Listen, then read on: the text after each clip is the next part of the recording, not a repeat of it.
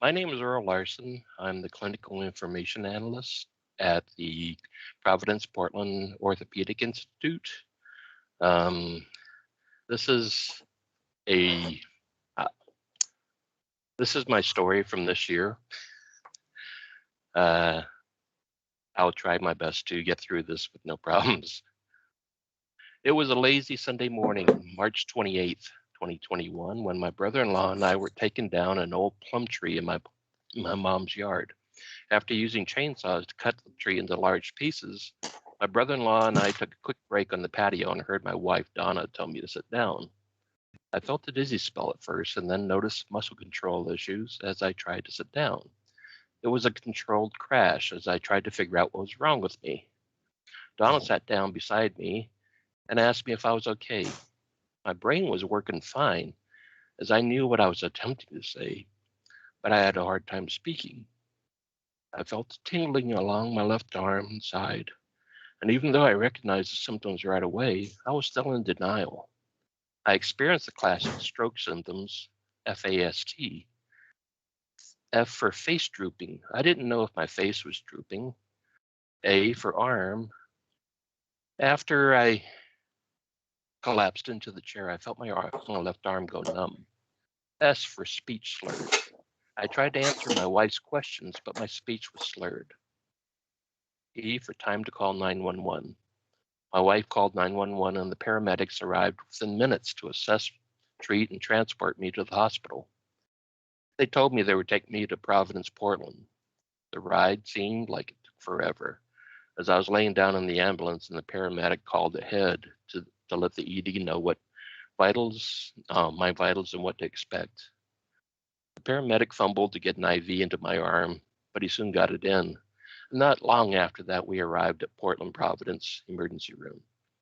I was quickly brought into a room where they assessed my condition, put me into a gown, and introduced me to Dr. Kishan Patel, the neurologist on call at St. Vincent's. I laughed inside as he was on a wheeled monitor, working remotely. Excuse me. He asked my condition and gave instructions to the ED staff on what to do. It was like seeing the episode of The Big Bang Theory, where Sheldon Cooper set up a remote powered monitor so as to not expose himself to germs. Except this episode had Dr. Patel working from Providence St. Vincent and saving my life. I remember letting the ED staff know that I worked at Pop One and, and hearing them say, he's one of ours. Within minutes of arrival, I was having an MRI scan, and while that was being performed, Dr. Patel was calling my wife to ask her authorization to administer TPA, tissue plasminogen activator. I hope I got that right, which helps to restore blood flow to brain regions affected by a stroke, thereby reducing the risk of damage and functional impairment. Donna gave permission, and after the TPA was administered in the ED, I was soon in the CCU, resting as the TPA did its magic. I don't remember what time it was by then, only that the TPA was administered within the optimal time limit. I remember not being able to lift my left hand to squeeze the nurses or doctor's fingers by that night. But by that night, I remember telling the nurses that it did not want to hurt her by squeezing too hard. I spent the first night in CCU watching other patients come and go and wondering when I could get up and leave. I remember being impressed as everyone knew what they were doing and quickly responded to the call button. I woke up the next day to shift changes and I was told I was being moved to the 8th floor after my MRI. My nurse came with me as they wheeled me to my next destination, assuring me that I was doing better than expected, but I would miss all the care I got from everyone involved. I did find it odd that I was fed pork chops for supper in the CCU because I had trouble cutting them with both hands. I barely had muscle control yet and found myself picking up the pork chop in the right hand and trying as hard as I could to get it in my mouth. I had to laugh as I remember stabbing the pork chop in my face on several attempts to eat it. The next night, I was moved to the 4th floor rehab unit. My first observation, this was a much smaller room, no shower, and the bathroom. There was also a camera to keep an eye on patients from the nurse's station. At first it felt more inhospitable than the room I left. The bed was shorter. The AC unit was still on winter mode, making the room very hot. But I did receive a small box fan from Jeremy, my night nurse. I remember chatting with my cousin, who also works in Providence maintenance, later that evening and waking up to one of his crew members coming in the room and fixing the AC unit in the morning. Thank you again. In the rehab unit, I received intensive 1-hour therapy sessions, physical, occupational, and speech. All my therapists were great and very encouraging, and very professional, as they encouraged me through the exercises and routines. As I got back to my room from a walk with the new physical therapist, she pointed out the new bed that was in my room. While we were out, my cousin's crew exchanged the bed to replace it with one that had extensions for my legs. I am 6'2", so regular beds are a little bit short. Thank you guys, I appreciated it. My therapy sessions continued as I got more and more control over myself and listened to the words of advice. As a stroke victim, I had to learn to slow down. This was soon evident as I experienced near falls when I lost my balance on quick turns and movements. But as I explained to them that working in my job, I would most likely be doing a report or dashboard soon involving patient falls. And the last thing I wanted to see my own name on the report. One day, my nurse came in and announced they were moving me to room 411. They had an unruly patient coming in and needed the room, with a camera to keep an extra eye on them. So off I went again, this time to 411, a one-time double suite with a shower. It was a much larger room. And again, I found myself looking out the window, wondering what they were doing up on the 8th floor. Also, by then, I remember asking my doctor, Dr. Bess Perky, when they were planning to release me. I noticed that the 4th floor seemed full, and there were patients who really needed the staff's attention and help. I felt I could manage on my own, and I could provide the extra room by leaving. He was glad to see my progress, and the next day, she was glad to see my improvement, and I heard my therapist and nurses were going to meet to discuss my progress. The next day, they told me I was leaving that Friday, April 9th, 13 days after my stroke.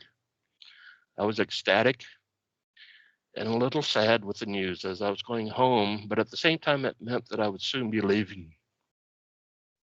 The men and women that kept me alive, it did so much for me while I was there.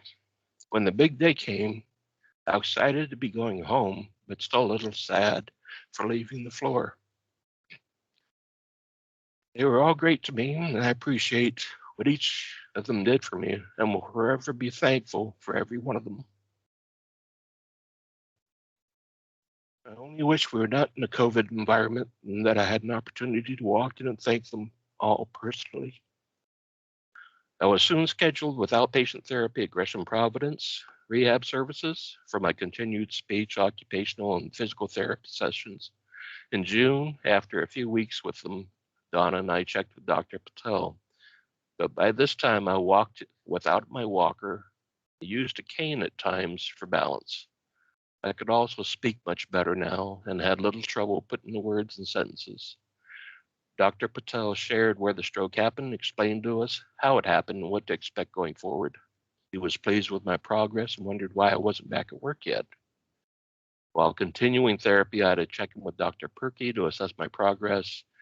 I asked again if she would release me to go back to work, and I was told by Dr. Perky that I would return to work on July 1st, first part-time for 2 weeks, then assuming it all went well, return to full-time on July 14th. It was true what they had been telling me all along. As a stroke victim, one of the first things I would experience is my impatience. I wanted and I needed to get back to work, not only because I like what I do, but also to feel the self-worth again. One of the last milestones for me to achieve, and this is the reason for my background, from my physical therapy, was to be able to walk onto a beach, stand in the surf and fish. Sort of started with that milestone.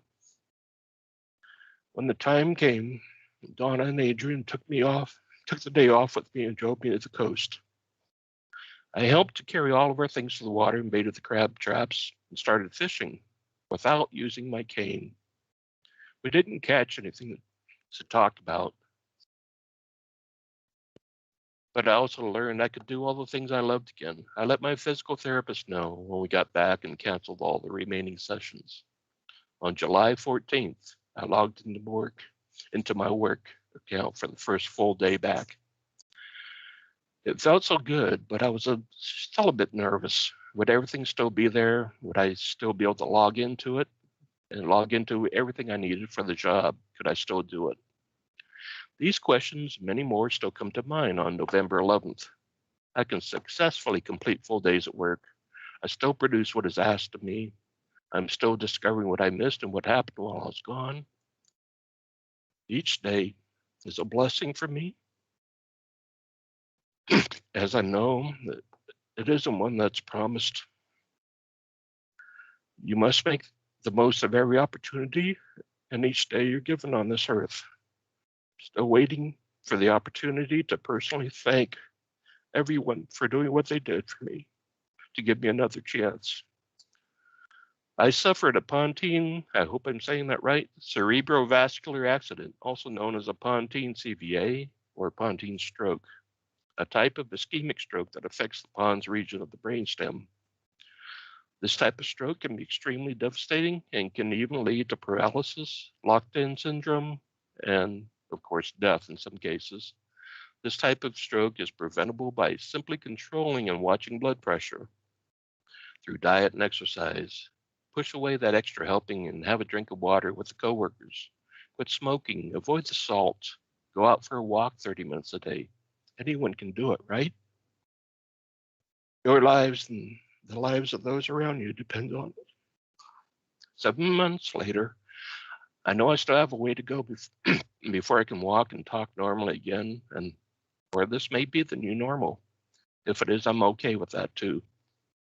I still have my marriage and lifelong commitment to my partner and wife, Donna, my son, Adrian. If not for them, the men and women of Providence, Fire Station number 73, I might not be here today. Every one of them, thank you for all you did for me. And to everyone else who may not know what to do or where to go if the time comes, this is it. I fully recommend Providence Health and Services from the bottom of my heart.